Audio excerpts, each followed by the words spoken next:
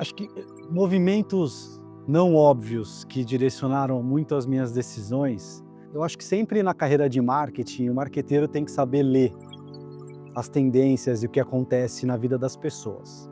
E cada vez tem ficado mais difícil separar o que é sinal do que é ruído, né? O desenvolvimento do social e das redes sociais, a gente é muito impactado por um monte de barulho. E aí, separar o barulho do que é realmente uma tendência tem sido muito complexo e muito difícil, assim. Eu estou na Diageo vai fazer há 10 anos, né, e acho que isso já aconteceu, em outras empresas que eu já trabalhei, mas eu acho que uma decisão difícil, foi quando a gente começou a trabalhar o futuro da indústria de destilados, e quando a gente olhou há 10 anos atrás, a gente pensou no desenvolvimento de uma cultura de drinks, que era uma cultura mais sofisticada, um pouco mais bem distante, na verdade, do que o brasileiro estava acostumado a se relacionar com destilado. Mas nessa época a gente conseguiu separar um pouco do barulho e a gente viu o sinal de que as pessoas iriam caminhar para um lugar de querer consumir melhor, né, de ter mais significado no seu consumo, né? O marketing de bebidas, ele é o marketing de bebidas para todas as categorias é um marketing regulado e você pode decidir fazer o que está na regulamentação ou você pode decidir usar essa responsabilidade para moldar comportamento. E nós tomamos essa decisão há 10 anos atrás. Então hoje a gente escuta bastante ruído do que está acontecendo por aí, mas o sinal claro que aconteceu dessa decisão foi que a gente conseguiu construir uma categoria onde as pessoas queiram beber melhor e não necessariamente mais. Liderar marcas, majoritariamente é sobre entender pessoas, né? Eu costumo falar que as pessoas se relacionam com marcas do mesmo jeito que elas se relacionam com pessoas. Então, quando você conhece uma pessoa, né, um amigo, ou você vai num date, assim, você se relaciona com aquela pessoa que você acha interessante, porque é aquela pessoa que compartilha dos seus valores, porque tem um jeito de pensar parecido com o seu. Então, para a gente conseguir construir marcas relevantes na cultura contemporânea, você tem que trazer valores como se fossem valores humanos mesmo. Então, botar por trás dessas marcas gente que represente os valores que a gente quer construir, para mim é transformador, né? Então eu quero ter gente perto de mim que me faz ver aquilo que eu não estou vendo, que me faz enxergar uma possibilidade de consumo que é distante, talvez, um pouco da minha realidade. Então, quanto o marqueteiro consegue entender, quanto mais você se rodeia de gente que vai trazer essa complementariedade, porque nunca foi tão difícil conseguir desenhar esse retrato de consumidor, que era tão fácil fazer isso há 20 anos atrás. Você tinha lá o João, que tem tantos anos, que é da classe tal, que compra X assado e que tem uma jornada que talvez fosse óbvia. Hoje em dia é muito complexo. Então, muitas das vezes a gente desce aqui para esse bar que vocês estão vendo, a gente traz a galera aqui, que são quase 60 pessoas dentro do time de marketing, e a gente expõe um pouco das nossas ideias, daquilo que a gente está pensando. O primeiro filtro de ideia, de criatividade, de campanha, de drink, de marca, acontece aqui dentro de casa, porque a gente tem um time que representa o consumidor que a gente quer conversar. É muito inteligente a gente se rodear de pessoas que vão fazer a gente ficar mais inteligente. A Diageo e o mercado de destilados é uma indústria que se transforma muito ao longo do tempo. Como eu te falei, a Diageo de hoje é muito diferente da Diageo de 10 anos atrás, e hoje a gente já tem sinais claros que ela vai ser muito diferente da Diageo daqui a 10 anos. Então, poder liderar e participar de transformações tão grandes como essa, eu acho que me tiram da zona de conforto, me fazem aprender muito, e cada marca, cada geografia tira o melhor de mim e me desenvolve muito.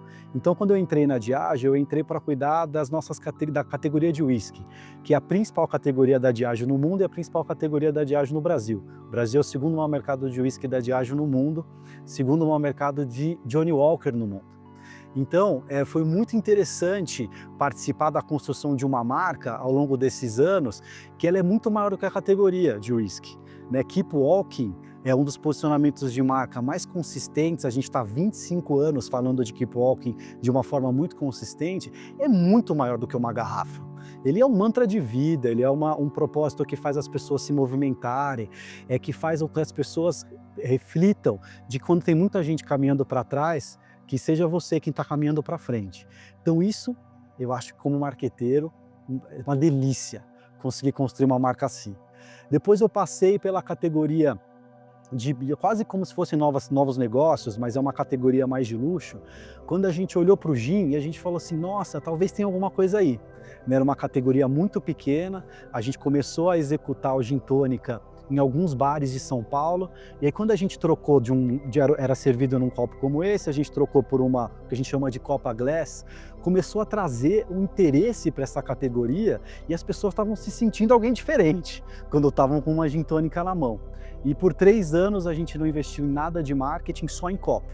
E a gente faz com que essa experiência fosse uma experiência icônica para as pessoas. Uma experiência em gin muito diferente da que eu tive em whisky, que era marca, campanha, comunicação. E aqui foi criar uma experiência de consumo que fizesse com que as pessoas se sentissem diferentes. Eu lembro que o primeiro Lollapalooza que a gente executou com Tanqueray, a gente fez essas taças em acrílico, foi a primeira vez que a gente saiu do vidro e foi para o acrílico, e a gente via gente no lixo procurando taça para lavar e colocar qualquer coisa dentro, porque eles queriam ser vistos caminhando com aquela taça. Foi quando eu percebi e falei, aconteceu alguma coisa ali. E a gente criou o Gin Tônica. Depois eu fui para o México liderar o desenvolvimento de uma categoria global, que foi a categoria de tequila. Foi a primeira marca que a Diageo fez numa joint venture, comprando uma marca de uma celebridade, que foi, a gente comprou uma marca do George Clooney, que foi Caça-Amigos, uma história super legal, que o George e o Randy, que é o marido da Cindy Crawford, eles tinham uma casa em Los Cabos, no México, uma casa vizinha da outra, e eles se chamavam da Casa dos Amigos. E aí eles criaram a própria tequila, e a Diageo comprou, foi a primeira compra de uma marca desse tamanho, pela Diageo, na indústria mesmo, e depois disso aconteceu um boom dessas marcas, que é onde a celebridade ela sai de ser um influenciador para ser um sócio da marca e fazer a marca crescer. Hoje a gente vê isso no mercado de bebidas muito grande, a Beyoncé lançou a sua marca de whisky, a gente vê isso, a própria Kardashian tem a sua marca de tequila também, a gente vê isso no mercado de beleza também, com as grandes celebridades lançando as suas próprias marcas, aqui no Brasil e fora, mas o mercado de bebidas foi vanguardista nisso. E aí, quando eu penso o que eu fiz em whisky, o que eu fiz no gin, o que eu fiz em tequila, são coisas tão diferentes que me tornaram um profissional muito melhor dentro da mesma empresa. Então ficar na mesma empresa, para mim, ela não significa se estacionar. A Diageo me proporcionou um aprendizado completamente diferente, e aí quando eu vejo também o que a gente construiu com a indústria de drinks aqui, é uma coisa completamente diferente. Então eu acho que é uma empresa que se desafia, que olha para o consumidor e que quer deixar legado, que quer deixar marca, e que deixa aberto os profissionais a trazerem a sua própria marca. Eu acho que eu fui muito feliz em conseguir encontrar páginas em branco ao longo da minha carreira dentro da Diageo, e que hoje eu olho para trás e eu vejo um desenho que eu me sinto um pouco responsável dessa marca que foi deixada. O contexto e a relação das pessoas com álcool vem mudando muito ao longo do tempo. O que está acontecendo hoje não é uma surpresa para a gente, como eu te falei, foi um sinal que a gente viu há muito tempo atrás. Fazer marketing responsável e convidar o consumidor para moderar sempre foi parte do nosso mantra, da nossa estratégia. A gente tem um código de marketing aqui dentro onde a moderação foi muito central. A gente fala que a gente quer estar aqui nessa indústria para os próximos 200 anos e não para os próximos 5. Então, para isso, a relação do consumidor com o álcool precisava ser moderada, precisava ser, quanto melhor essa relação, melhor para a gente, para a nossa longevidade ao longo do tempo. Então, o que está acontecendo hoje, a gente vê que não é por acaso, onde as gerações acordam e falam, eu vou me relacionar diferente. Ela foi intencional. E uma parte da nossa atuação foi a gente que causou essa mudança de hábito ao consumir. A própria coquetelaria, ele é um reflexo disso, onde você vê um menor consumo per capita, um menor consumo de volume de álcool, a gente fala de intensidade, por ocasião, mas quando você decide beber, você não vai beber uma bebida misturada com refrigerante, você vai tomar um super drink. Onde o copo importa, o gelo importa, a mistura importa, onde já se imaginou que o Negroni faria tanto sucesso no mercado como o brasileiro, onde o paladar é super doce. Então o Fitzgerald agora, o Moscow Mule que a gente estava conversando, a própria caipirosca com a nossa versatilidade de frutas. Então, os dados que a gente vê 20% mais bebedores dentro de álcool nos últimos 5 anos, mas com consumo per capita menor, com consumo de drinks por ocasião menor, e que a gente vê que eles estão moderando, consumindo melhor. Então a gente chega depois disso a entender que o que o consumidor está fazendo, na verdade, é bebendo melhor para celebrar mais. E sempre foi a nossa estratégia, né? Então tem muito ruído acontecendo, porque a gente vê a mídia tentando trazer o lado negativo de tudo isso, mas a gente só vê um lado positivo, tanto é que a gente dobra de tamanho nos últimos 5 anos, a gente entende que a nossa categoria e a categoria premium nasceu para esse momento de beber melhor, é quando um sinal se cruza com os valores da nossa empresa, né? A nossa empresa sempre foi de marcas longevas, de marcas onde o craft é muito importante, né? Você vai ver depois aqui as nossas garrafas, elas são icônicas, você consegue ver esse detalhe que é tão especial, e hoje é o que as pessoas estão buscando. E as pessoas buscam moderação e equilíbrio além do álcool. As pessoas buscam moderação e equilíbrio como comportamento. Então é muito importante falar isso também. Quando você pensa na alimentação, né, o docinho é importante você ter, comer um chocolatinho de vez em quando. O excesso é ruim, a ausência é ruim, né? Quando você pensa no consumo de tela, é ruim você estar no excesso. A ausência da tecnologia hoje em dia também é ruim. Então, eu acho que o nosso mercado soube surfar muito essa onda da moderação. Eu vejo outros mercados que precisam endereçar isso melhor. Eu sou pai de 3 filhos, eu vejo que a educação dos meus filhos em relação ao uso de tela, hoje ela é uma responsabilidade mais minha, enquanto a educação da população em relação ao consumo de álcool, ela é da indústria e também das pessoas que estão lá atrás. Então eu venho sempre fazendo um convite para todas as outras indústrias a entender que responsabilidade, ele não depende da categoria que você está. Se você está na categoria de beleza, você pode comunicar um marketing responsável para meninas que não devem fazer skincare, por exemplo. A tecnologia é a mesma coisa, a alimentação é a mesma coisa. Então eu vejo sempre como um sinal que a gente liderou, a gente soube moldar o futuro do comportamento, e agora a gente tem que discutir mais isso, para mim, de uma forma maior do que álcool. Pensando no comportamento do consumidor e pensando na moderação e no equilíbrio, eu comecei a refletir muito com a minha equipe na função do CMO, né? A gente começou a falar, o Chief Marketing em algum momento pode evoluir para Chief Moderation Officer, né?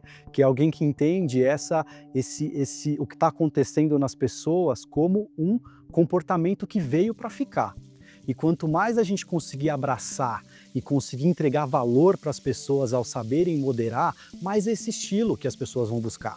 Eu vi um vídeo esses dias que fala do atleta híbrido, né, que também a performance exagerada, é muito bom você cuidar de si, mas se todos os dias você só está fazendo isso, você está bitolado nisso, você não tem um tempo que você consegue, sentar com seus amigos, né, ter um happy hour ali depois da aula da faculdade, aquela festa de Réveillon que significa tanto, e a gente lembra até hoje das festas que a gente teve, também você sente falta disso. Então acho que o futuro, ele é um futuro equilibrado. Então, quanto mais as marcas conseguirem trazer esse equilíbrio para as pessoas, eu acho que mais longevas elas vão ser.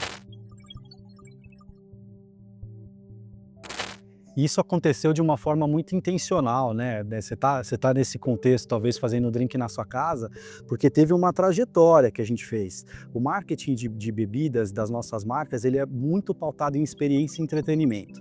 Então a gente tem muito perto dentro do nosso ecossistema os donos dos bares. A gente sabe quais são a lista dos nomes dos bares que geram tendência, que formam opinião, que as pessoas estão olhando. O que se bebeu nesse lugar?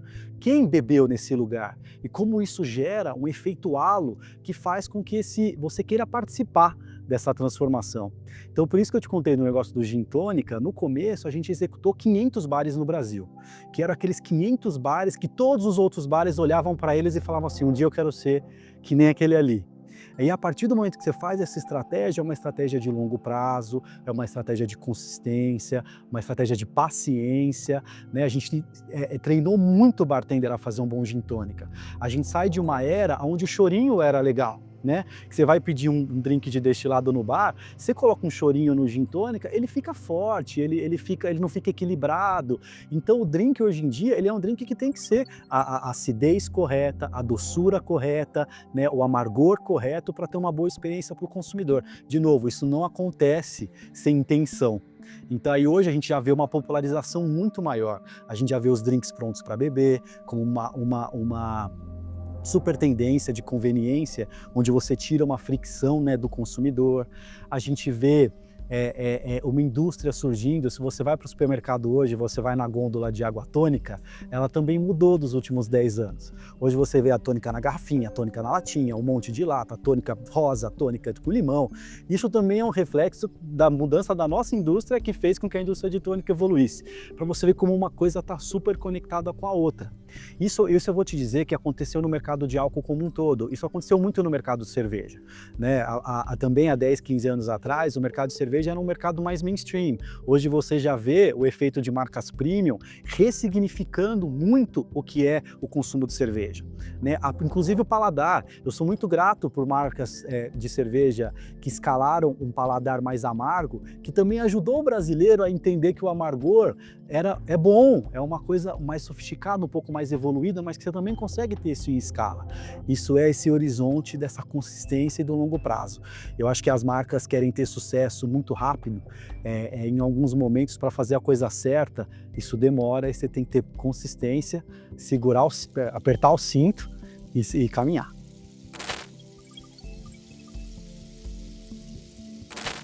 Eu acho que as nossas marcas, elas têm uma história que os nossos fundadores, a gente consegue trazer o DNA deles de uma forma muito moderna na cultura. Vou te dar o exemplo de Don Julio quando eu estava... Depois eu vou falar um pouquinho de Johnny Walker e Tanqueray também. Don Julio, quando eu estava no México, como global de tequila, estava levando a tequila para o resto do mundo. Nós lançamos tequila em 90 países. E como que a gente percebeu que a história dessa marca, né, de um fundador mexicano que tinha uma paixão por aquele craft do líquido mexicano, levando isso para o mundo. A cultura latina nunca foi tão protagonista no resto do mundo. Você vê, a levar o México para o mundo era ter um pouquinho desse caos latino, dessa cultura que você escuta no som, que é volumosa, que é colorida, né? Hoje o Brasil Core, como a gente fala, ele está ficando muito aspiracional lá fora. A gente lançou pela primeira vez, a marca Tanqueray lançou uma homenagem para o Brasil, onde a gente lançou uma bebida que chama Tanqueray Bossa Nova, que é inspirado no sabor do ritmo suave. A ideia é que quando você está tomando esse drink em qualquer lugar do mundo, você sente com o pé na areia das praias cariocas. Então, esse lifestyle latino e brasileiro é super aspiracional no resto do mundo. Então, você consegue trazer o DNA da marca com uma coisa que é muito cultural e muito atual e potencializa isso no mundo. Johnny Walker. Johnny Walker, o sobrenome dele falava sobre caminhar, falava sobre progresso, falava sobre ser progressista. Então a gente falar de Keep Walking muda um pouco o que progresso significa para as pessoas, né? Que saiu de um lugar muito sobre acúmulo, muito sobre sucesso material, para um lugar muito mais sobre intelectual, em experiências, em eu ter acesso a experiências que vão me deixar mais ricos intelectualmente, né? Sobre a minha bagagem ao longo da vida. É super atual, mas isso também você fala da herança da marca, né? Tanqueray, a gente lançou uma campanha agora, global, que foi desenvolvida aqui com o time do Brasil, junto com o time global, pela nossa agência no Brasil, que foi a Almap, que a gente estava falando um pouco deles agora. A gente viu que o Charles Tanqueray, que é o fundador da marca, ele, até chegar no líquido de Tanqueray, ele fez 300 tentativas. Então a gente falou como ele teve que falar 300 nãos para ele chegar num sim. E a gente viu que também isso é super atual. Num mundo que você quer chegar ao sucesso rápido, né? Que você quer... tudo que é icônico, às vezes você tem que falar muito mais não e dar muito mais com a cara na parede ali do que você chegar no sucesso de uma forma rápida ou de uma forma ordinária, né? Então a gente também, com esse ponto de vista, a gente trouxe a história do nosso fundador, a gente trouxe uma cara que é a Sarah Jessica Parker para essa campanha, porque primeiro que ela conecta muito com a moda, ela conecta muito com o universo da coquetelaria, mas ela foi uma pessoa que falou muito não, né? Ela não deixa ela mudar a aparência física dela para pegar um papel, ela não fala qualquer coisa com os papéis dela só para lacrar, vamos dizer assim. Então ela é uma pessoa que já viu muitas vezes as portas se fecharem por ela ser fiel a quem ela acredita. Então, para mim são 3 exemplos de que a gente pega o valor do fundador e a gente consegue trazer para a atualidade de uma forma muito icônica. E a gente tem uma frase que eu adoro aqui, a gente fala em inglês, ela é boa em inglês, mas eu vou tentar traduzir, que para uma marca ser icônica, não é você ficar worship the ashes, é o preservation of fire, né? Que não é você ficar falando do passado, mas é você trazer esse passado para preservar a chama e tudo aquilo que essa marca significava no passado e o que ela pode significar no futuro. O nosso portfólio de marcas na Diageo, eu costumo falar que ele é um grande playground, porque como a gente tem categorias que são muito diferentes, marcas que são muito diferentes, a gente tem uma potência de entrar em territórios muito complementares para as marcas, o que trazem profundidade dentro dos seus territórios e, ao mesmo tempo, é muito fértil o criativo para as nossas agências. Então, eu dei o exemplo de Keep Walking sobre progresso, né? E sobre a gente falar, né, desse caminhar para frente, de instigar as pessoas a caminharem para frente. O que tem de ideia que vem de sempre a gente identificar pessoas que tiveram histórias de resiliência ou que sempre foram convidados ou a parar de caminhar e que continuaram caminhando e mudaram o rumo da cultura, enorme. Né? Então a gente incentiva muito a trazer essas ideias e trazer principalmente personagens que fazem com que esse conceito fique vivo. Vou te dar 2 exemplos. Um exemplo que foi muito forte foi quando a gente trouxe a história da Laíde Costa. A Laíde Costa, ela foi uma das mães da Bossa Nova, ela criou a Bossa Nova junto com os pais da Bossa Nova, mas por vários motivos, né, é uma história com muitas camadas, ela não foi retratada na história da Bossa Nova, né? A história da Bossa Nova sempre foi contada pelos pais da Bossa Nova. E por ela ser mulher, por ela ser negra, muitas vezes ela foi convidada a cantar samba. E ela falou, não, eu vou continuar cantando Bossa Nova, e ela lançou vários álbuns, e a gente fez uma errata da história, a gente publicou a história da Bossa Nova como ela deveria sempre ter sido divulgada. Depois disso, ela foi indicada ao Grammy Latino, ela esteve no palco do Lollapalooza, o feed dela aumentou enorme, e essa foi a campanha mais premiada de Johnnie Walker no mundo, onde a gente trouxe um Grand Prix em Cannes para casa. E depois disso, a gente lançou também o Paulinho da Costa. O Paulinho da Costa, um dos grandes percussionistas, acho que você vai conhecer. Ele já trabalhou com Michael Jackson, com a Madonna, com Lionel Richie, com a Marisa Monte, né? Com vários artistas brasileiros, super conhecido, mora em Los Angeles, super conhecido lá fora, desconhecido pelo grande público do Brasil. Então, se você vai falar com quem está na música, eles conhecem, mas até muitas pessoas que trabalharam muito tempo na música não conhecem. Então a gente dá essa luz, esse foco e mostrar que um dos maiores percussionistas do mundo, quem já ganhou talvez a maior quantidade de Grammys no mundo, é brasileiro. Então é muito profundo. Aí você lança isso para uma agência, eles vão tendo ideias, eles trazem mais pessoas, é muito rico. E aí, de novo, uma marca que tem profundidade consegue trazer essa riqueza de campanha. E todas as outras nossas marcas, elas trazem cada uma no seu território. Vou te falar de Smirnoff Ice, um case legal de Smirnoff Ice. O mercado de produto pronto para beber é o mercado que mais cresce dentro da categoria de produtos alcoólicos. E aí, o produto pronto cresce bastante. Nós lançamos Smirnoff Ice há 20 anos. Foi o primeiro bebida na latinha ou na garrafinha pronta para o consumo. Então foi a original do Brasil. Esse mercado bombou, tem um monte de gente, né? E aí a gente viu o Smirnoff Ice tendo que falar com um público mais jovem, né? A gente começa a entender um pouco desse espírito jovem, né? Num mundo muito politicamente correto, e a gente vê que um insight que os amigos que se zoam são mais amigos. Isso é verdade, né? Ninguém fala, querido, que você, né? A gente trouxe a latinha dos nomes, que várias outras marcas já trouxeram as latinhas dos nomes, mas a nossa é nos apelidos dos amigos, que vai ter mais um monte de coisa para frente. Teve a latinha do Emocionado, a latinha do Zé Ruela, a latinha do Cri-Cri, a latinha do Pé Frio, né? Imagina isso no carnaval. Imagina isso num jogo de futebol. E aí isso gera conversa, isso faz com que as pessoas se relacionem mais com as nossas categorias. E como esses 2 exemplos, eu tenho mais um monte aqui das outras marcas também. Diversidade e inclusão é uma coisa muito central dentro da Diageo. Eu vou contar uma história pessoal minha aqui dentro em relação a isso. Essa transformação ela vem através de políticas muito claras, né, que a gente implementa no mundo inteiro de uma forma muito consistente, que faz com que de dentro para fora a gente transforme as pessoas que trabalham da Diageo para também transformar a sociedade. Uma coisa muito legal foi quando a gente aprovou a licença parental de 6 meses no mundo inteiro, independente da sua composição familiar.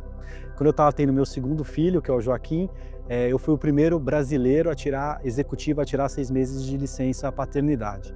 Eu lembro que no momento eu fiquei muito, né, primeiro você pensar assim, será que eu devo fazer isso? Recebi várias críticas dos meus amigos, mas você vai fazer o quê? Né? Se ficar 6 meses em casa, vai fazer o quê? E foi muito importante para eu me colocar um pouquinho no lugar da mulher. A mulher não tem este poder de decisão, se vai ou não vai. A partir do momento que o homem tira 6 meses igual a mulher, eu me preocupei com a minha carreira, eu me preocupei se a minha vaga ia estar aqui, eu tive uma conexão com meu filho, vamos meus 3 filhos iguais, mas a conexão que eu tive com o segundo, que eu tive os 6 meses, do que eu tive com o meu primeiro, que eu tive os 10 dias, foi muito diferente. O fato a minha mulher, nesse momento, ela teve 4 meses de licença. Então foi interessante que ela voltou a trabalhar e eu fiquei por mais 2 meses. Isso tem um potencial de transformar a gente de dentro para fora, né? Então eu falei depois disso, eu fui falar em outras empresas que aplicaram essa política lá dentro. Eu acho que isso de fato sai de uma agenda de RH, transforma os colaboradores, transforma as pessoas e faz com que a gente tenha um olhar muito mais sensível na hora que a gente vai construir marca.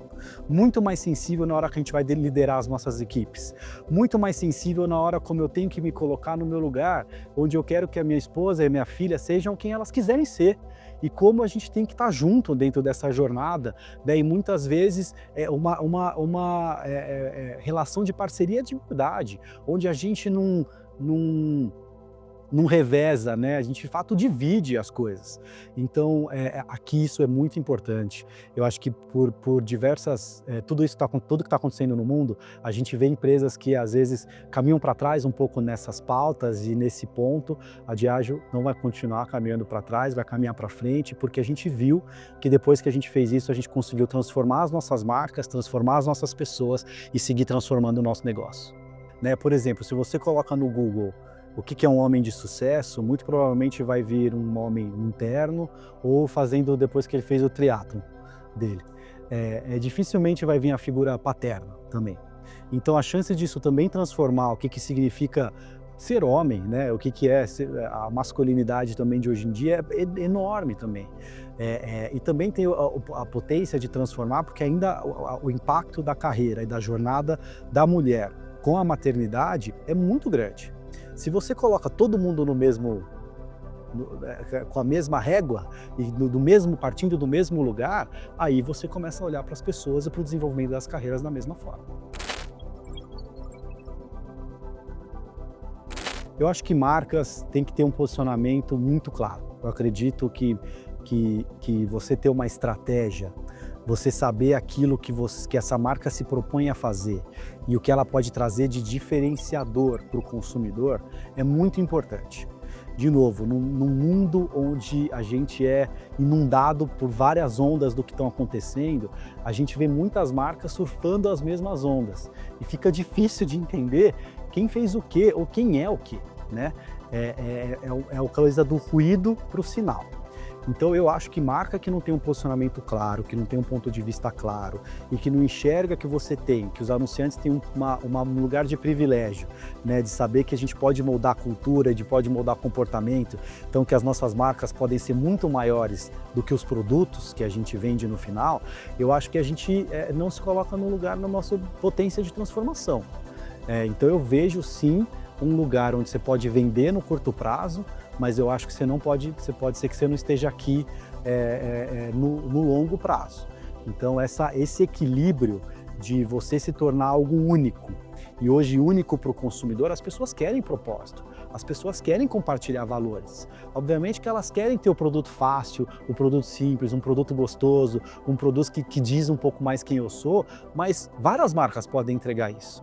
Então, no final das contas, a marca que compartilha dos mesmos valores que eu e que consegue se tirar do discurso e consegue agir, eu acho que vão ser as marcas que vão estar aqui nos próximos 200 anos. É por isso que Johnnie Walker tem 200 anos, é por isso que Charles Tanqueray já vai completar completar 200 e a gente vê outras das nossas que estão aí há muito tempo e vão ficar por muito também.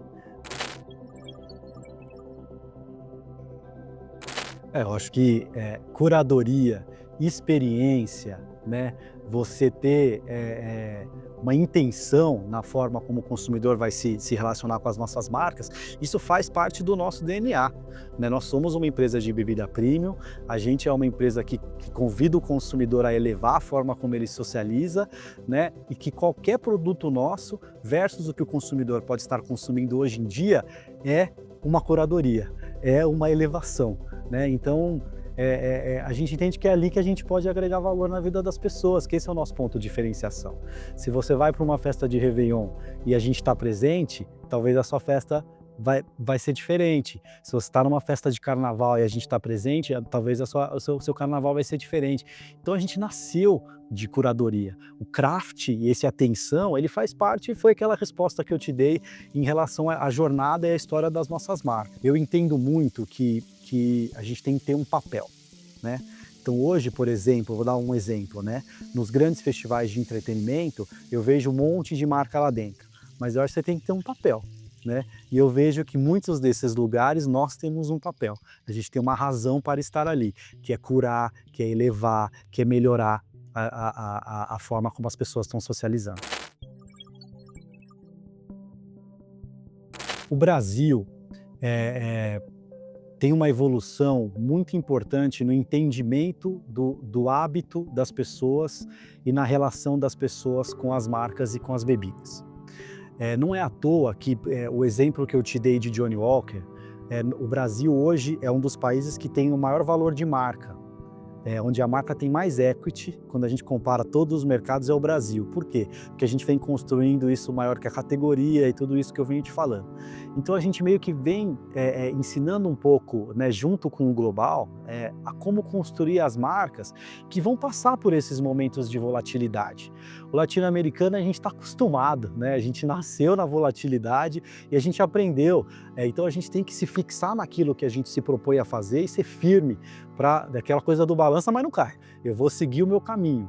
A gente está vendo outras geografias passando por uma certa de volatilidade e eles estão tendo que aprender um pouco mais. Então eles olham para o latino-americano, aqui para o Brasil, e eles veem que a gente pode ajudar um pouco mais, a entender um pouco mais esse lado da flexibilidade, entender um pouco mais essa coisa de ter estratégia muito bem consistente.